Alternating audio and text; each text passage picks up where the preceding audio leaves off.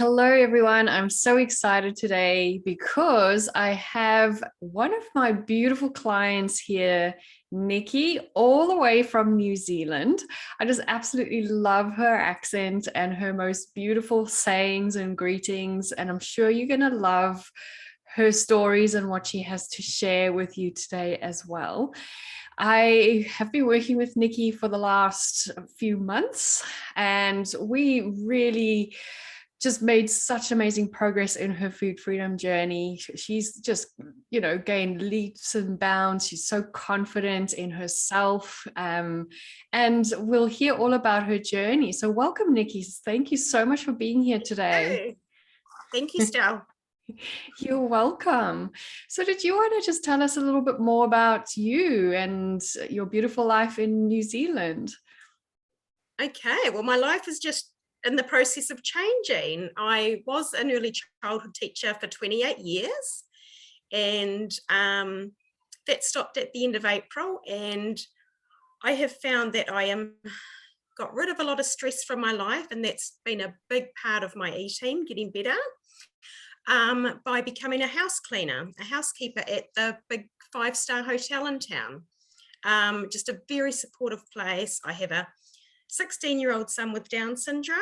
I have a 19-year-old daughter that works with me. She's second in charge of maintenance at 19 years old. So very proud mother.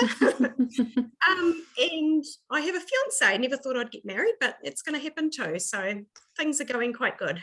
Yay. Yes, that is such exciting news. And while we were working together, for those of you listening, Nicky kind of worked through the turmoils of, feeling lost in her career. But through our work together, she actually found the confidence in herself to say, I'm ready for a change. And yeah, it was super exciting seeing that happen. And that happens a lot with my clients. As we get through the food freedom journey, we realize that, our worth is so much larger than our bodies, and we can take on the world no matter what size we're at. So thank you, Nicky, for joining and sharing your journey. So did you want to just tell us a little bit about your journey? I know you mentioned that, at one point in your life, you were highly restrictive, and that kind of made you quite sick.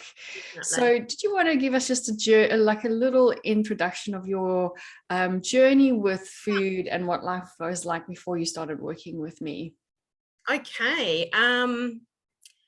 Like yourself, Estelle, I was on many diets, and I think that came from my upbringing. My mum is sort of big boned, but my stepmum, but not a very large person. But she was always reading the health magazines, always on the next diet, and I jumped on those as well in my years when I started working with her in early childhood. They owned the centre that I first started in, and the blood type diet that I went on worked really well for me. It just seemed to be the foods I wasn't eating, but not realizing, being a super efficient manager, I was doing everything. I was wearing all the hats at the centre, lost a heck of a lot of weight. And I don't know whether it came from her or from school, I do remember getting called fat. And I saw myself as big. I can remember we had hot pools by my place. And I can remember to this day, and I can almost still feel those feelings of feeling too ashamed in togs. And someone came in for me, and I was a very quiet introvert. And are you all right? And I actually said, oh, I'm sick. I can't go in the pool. And I sat there, and I think to myself now, after working with you, Stel, how many years I wasted shying away, not leaving the house, because that then turned a few years back. I think it was all with this COVID thing happening and lockdown. I went back to work, and I never did have a good relationship with food, but then it just flipped. I just thought, oh, I'm going to eat that. I'm going to go to the bakery across the road like all the other teachers. I can do this. And I already got IBS, which I believe was from stress, too much stress in my life, and with the eating, and it snowballed 2 months, I gained 20 kgs. I was in a state of depression. I was horrible. I was like too scared to leave the house. And like you were saying, the flip with what you said before about realizing that I had this confidence now, it doesn't matter what size I am. To me, it did. I wouldn't even go to my mental health group. And I reached back out to you. I've worked with you twice, Sal, and I went back to you because I wouldn't work with anyone else. You helped me just realize so much of this eating, and that revolves around your self-care and loving yourself for who you are. I haven't stopped binging. Well, I have a lot, really. You know what I mean? Like, I'm not cured as such, but my transformation is so much better working with you than I would have ever got just going it on my own. I would have just stayed depressed. I would have been on that diet roller coaster off and on. I don't think I would have really got anywhere. Yeah, absolutely. And that's the thing, you're still in the process of starting your journey. Yes. We think when we go on a plan that we'll just stop with binge eating, that day one everything will just sort it and I'll be perfect. But life is not perfect. No. And like, to be honest, I still have binge urges myself, and there are days where I overindulge. To be honest, I don't really have days where I feel out of control with food anymore, but they're Christmas and all those kind of things, it still happens. And as we talked about, it's all about understanding the root of where that is from, allowing food as well, but also bringing compassion on the days where it does happen, and then going, oh, okay, that's weird. Why did that happen? How can I support myself? Yeah. And I've got a lot better of that. I, like, I'm not very well at the moment. I think I know why that was. That was a bit of survival mode coming in there. My body's not well. It's trying to repair itself. So what can I do to help it? Instead of back in the days before working with you, there would have been that guilt, that shame, and that's what keeps that binge cycle going, unfortunately. Yeah, absolutely. All right. Well, thank you for sharing that. It's not easy to open up to this, this love-hate relationship we can have with food in our bodies. Never really easy to talk about it, especially on camera. So wherever you're listening to this, if it's on Facebook or YouTube, please give Nicky a lot of love and hugs and comments and shares. We would love that. Okay, so how did you treat food before the Food Freedom Program? Very secretive, and I think that came from childhood. I think I was a bit restricted. We were sort of made, our lunches got made for us, and we didn't always like them, but we had to have them. And back in that day, my stepmom wasn't the best at baking, so there was burnt bacon and all sorts. So we used to sort of throw it away, and I still remember to this day stealing the condensed milk or something that was sort of a bit naughty and a bit rebellious and sort of a treat, even though we did get treats, and running up a big hill. And I think that's where it started from. And it was a lot of nighttime eating. So I think it was a lot of stress and comfort stuff coming, and that's gone right through to not long ago.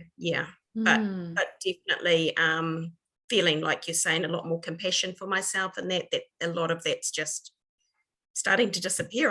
I think the career change, and like you said, I had the courage after working with you to do this and to realize that I don't have to stay somewhere where it's not serving me. I want to go somewhere where it's serving me, and it's just happened to be the best thing ever. And that has even, I can't believe the other day, my daughter told me to talk to the chef because we get meals there.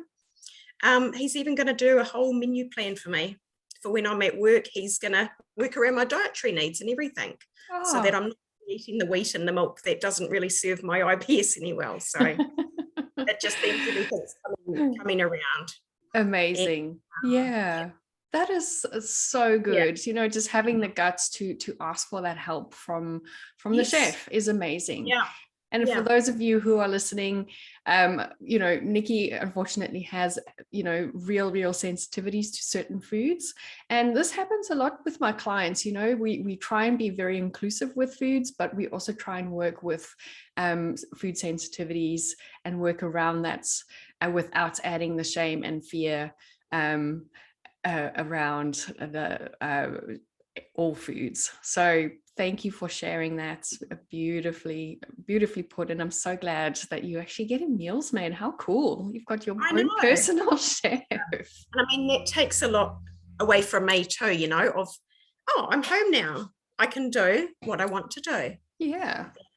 There's a lot more self-care coming into that now that my career's changed, and from working with you, Stel. So, you know, a lot of that meditation and that has helped me set up my morning properly so that I can go to work. It's a very, very physical work, and working in a 5-star hotel. I mean, I'm a bit of a perfectionist and doing everything exactly how I would like it as a client, go in there.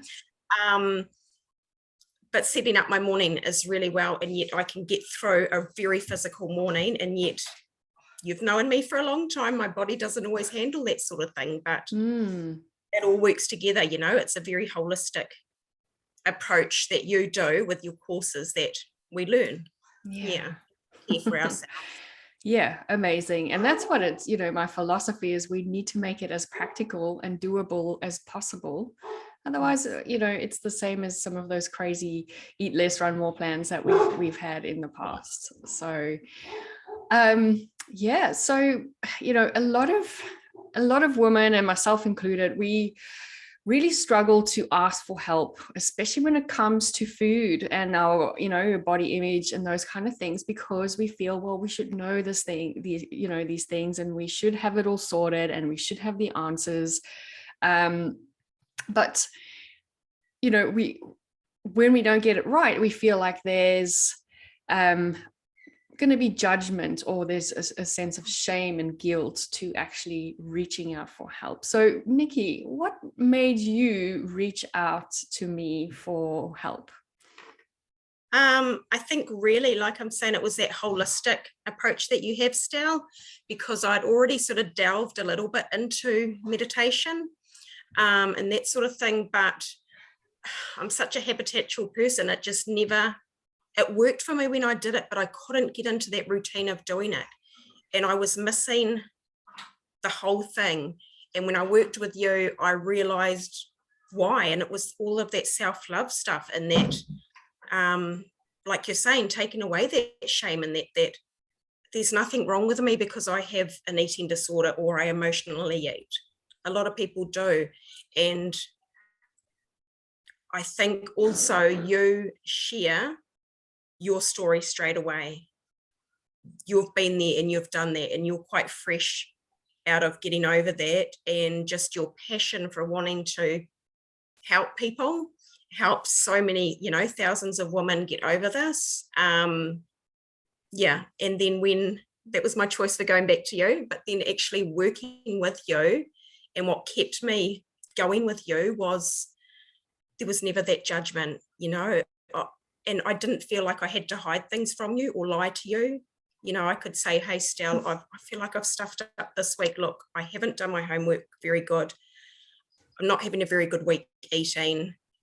And we would work on that. And that just made me feel like, oh, I am actually getting somewhere, even though I didn't quite do what I was supposed to or what I think I should have done. So yeah, that's what keeps me going to you, Stel.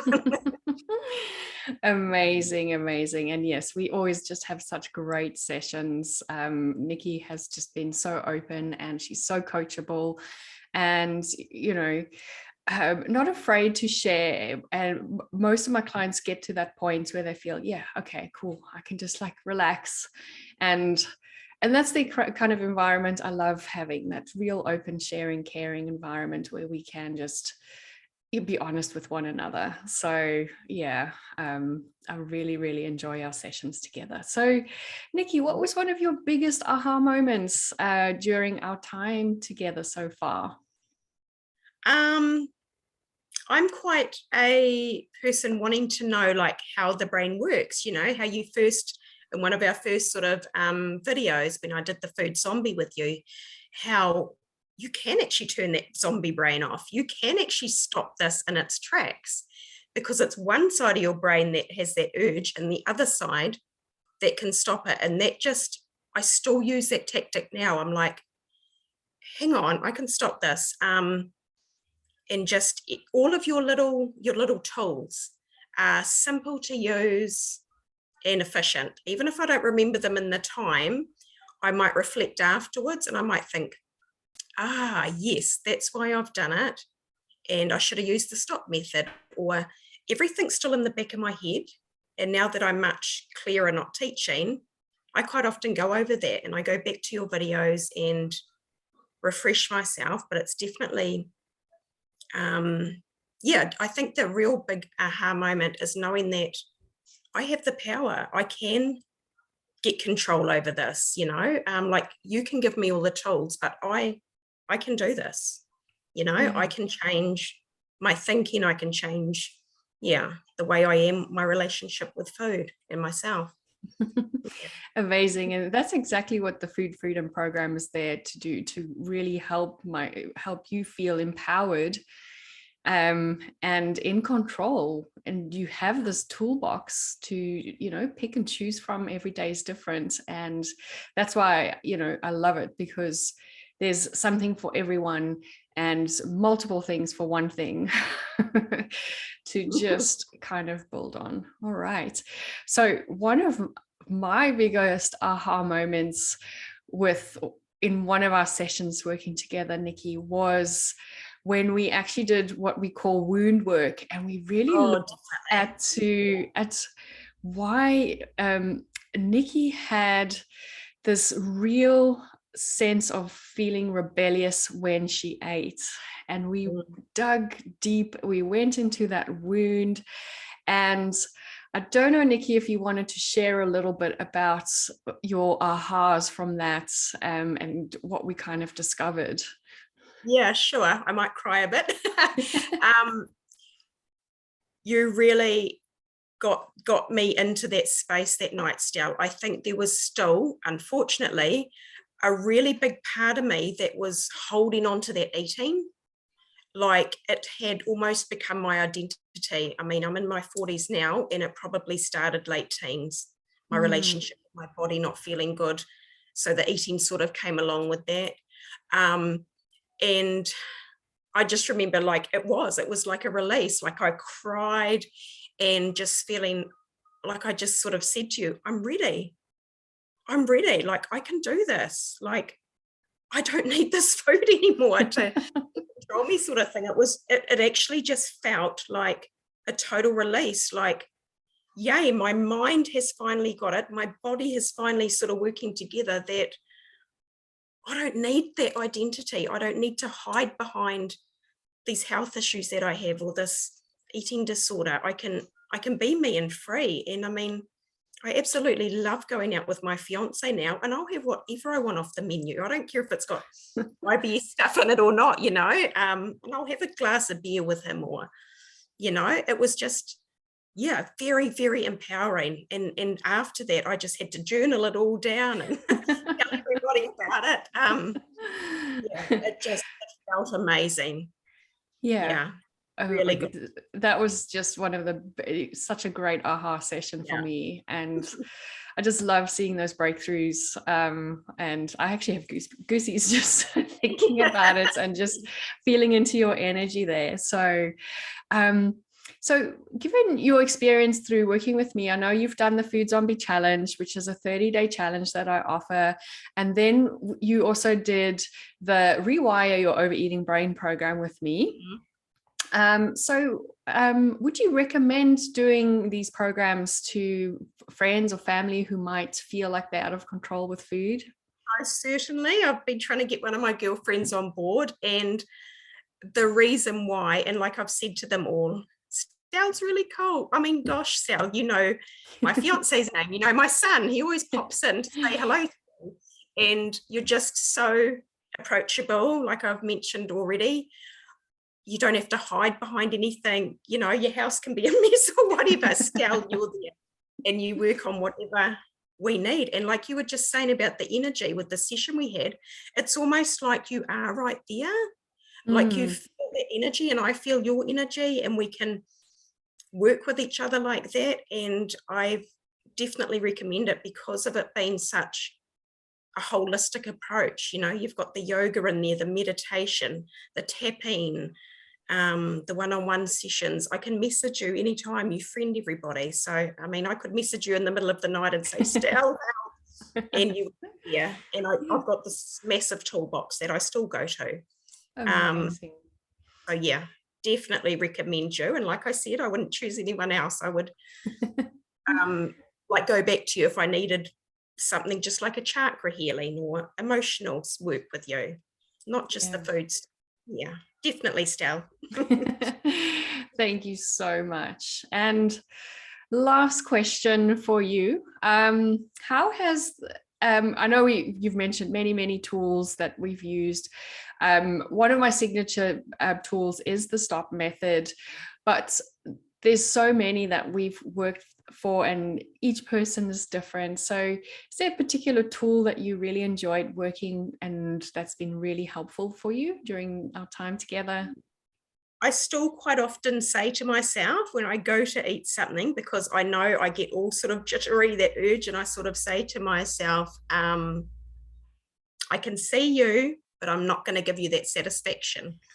And I still use that. And that just to me sounds very empowering. And it's just like, no, I don't have to do this. That's just a habit. I'm breaking you, sort of thing. Yeah, that's something I still use, but definitely the meditation. And we talked about myself closing my eyes in the meditation, and I still go to my acupuncture mat when things are stressful or whatever, and it just calms me right down. Mm, And that's been a really big tool with my eating. Yeah. yeah, Yeah. amazing. Well, thank you so much, Nikki, for You're hopping welcome. on here and sharing your journey. It's been such a great pleasure to have you here in the interview, for being so brave, sharing your beautiful face and your story, and your food freedom journey. So thank you so much for being You're here. so welcome. Have a beautiful day. Thank you. Bye. Bye.